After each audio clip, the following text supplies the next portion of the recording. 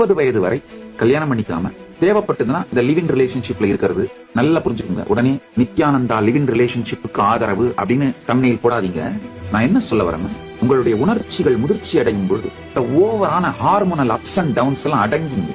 வெறும் இந்த ஹார்மோனல் பிரஷர்னால நீங்க வாழ்க்கையை பாக்குறீங்க இல்லையா, அந்த பார்வை முழுமையானது இல்லை அப்படின்னு புரியும் பொழுது அந்த ஹார்மோனல் பிரஷர்னால சினிமால காட்டுற அந்த நாடக காதல், ஹார்மோனல் பிரஷர்னால வர்ற காதல் எல்லாமே உங்க ஜாதிக்குள்ளேயே நடந்தா கூட நாடக காதல் தான். ஏன்னா நாடகங்களை பார்த்து அந்த பிம்பங்களை மனதில் உள்வாங்கி அந்த பிம்பங்களை வைத்துக் கொண்டு கற்பனைகளை வைத்துக் கொண்டு உருவாகின்ற எல்லா காதலும் நாடக காதலே.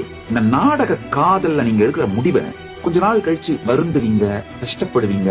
அது மட்டும் இல்லாம திருமணம்னு நடந்துட்டு உடையும் பொழுதுங்க 2 பேருமே எமோஷனலா உடைஞ்சு போய் வித்ட்ரா ஆயிடுறீங்க. அது மாதிரியான துக்கங்கள், அதனால வர்ற டிப்ரெஷன், அதனால வர்ற தற்கொலைகள் இதெல்லாம் தேவையில்லை. அதுக்காக நான் சொல்ற தீர்வு, இந்த 3வது நிலை தீர்வு, 30 வயசு ஈவன் ஒரு 35 வரைக்கும் கூட லிவ் இன் ரிலேஷன்ஷிப்போ இல்ல டேட்டிங்கோ அது மாதிரியே லைஃப பார்த்துட்டு இப்ப கல்யாணம் பண்ணா கட்டாயமா இதுக்கு மேல நாம 2 பேரும் ஒன்னா இருந்து நம்முடைய முழு வாழ்க்கையும் இனிமையா இருந்து நம்ம 2 பேரும் ஒருத்தருடைய உடல் நலம், மனநலம், நம்முடைய சாம்ராஜ்யம் இதையெல்லாம் கட்டமைப்போம் அப்படிங்கிற தெளிவுக்கு வந்த பிறகு கல்யாணம்